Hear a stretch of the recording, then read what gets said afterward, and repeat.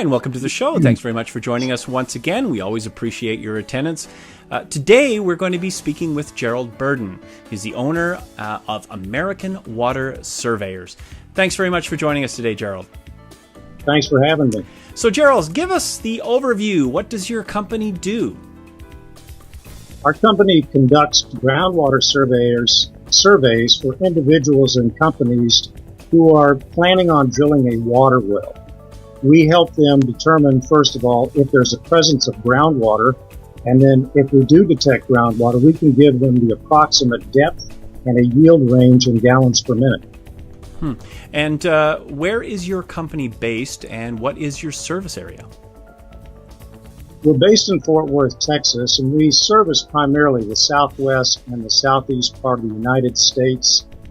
However, we can go anywhere that we can drive a pickup truck to. And how long have you been in business? We've been in business almost 6 years now. And can you describe your data collection process and tell us how it works? Sure. Once a client calls us and asks us to come out and do a survey, one of the first things we do is we research other well logs that have been drilled in the immediate area. So we may look at a 2 or 3 mile radius, find these well logs. Typically, they will have the depth of what the well was drilled to, how many gallons a minute they produced. They will have the GPS coordinates, which allows us to plot them on a topographical map program we have so that we can see precisely where they are related to where the client's property is. This gives us a pretty good overview of what to expect prior to coming out in terms of what the general depths and yields of those wells are before we get there. We will also plot those wells on a geologic map. We like to see what the underlying geology is of an area, not only the client's property, but the surrounding area where these wells are drilled. And that gives us a pretty good idea of what to anticipate in terms of our proper parameters or setup we need for a computer based on the underlying geology. And how many groundwater surveys do you think your company has conducted? We've done over 275 in that 6-year period. Gerald, what associations or accreditations do you have as a company?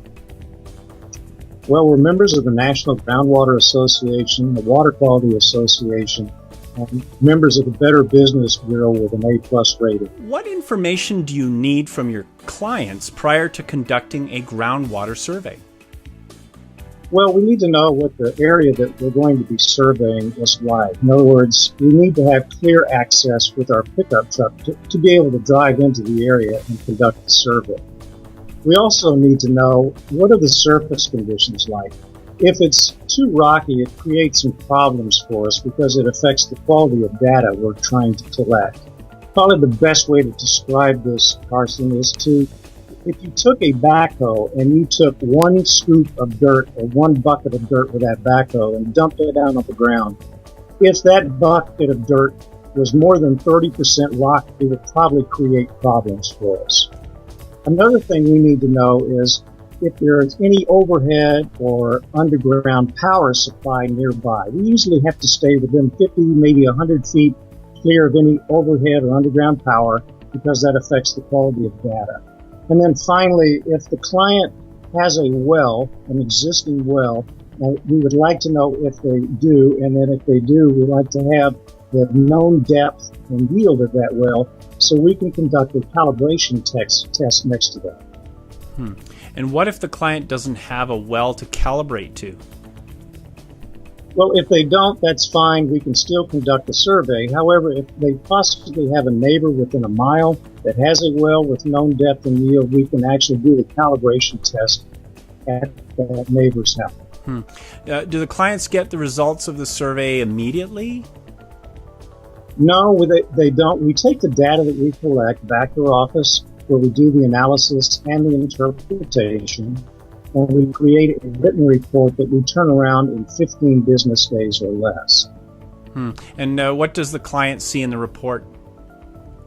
Well, the client will see what we found at each one of the sounding locations. So our process involves us causing a seismic impact on the surface. and doing so sends an energy signal down into the earth. If that energy signal penetrates a water-bearing zone, the water moves from the energy of the signal, and the movement of that water creates an electrical flicker. So we capture that electrical activity at the surface by having some copper-clad ground rods driven in the ground about 3 feet deep. So that description is a sounding. So we do a series of soundings in a survey, and when the client receives that written report, we identify what we found at each one of those sounding locations, telling the client if we detected water or not, and if we did, we'll identify the approximate depth and a yield range that they could expect if they drilled in that location. And what kind of lead time to schedule a survey? Lead time is typically a week or two. We have 2 crews that are pretty much on the road all the time to do surveys. So we usually have a 1 or 2 week lead time, but we can typically get to our clients in that time. Well, thank you very much. Gerald Burden, wefindwater.com. Check out the website and find out more information from Gerald on some of his great services. Thanks very much for joining us today. Thank you.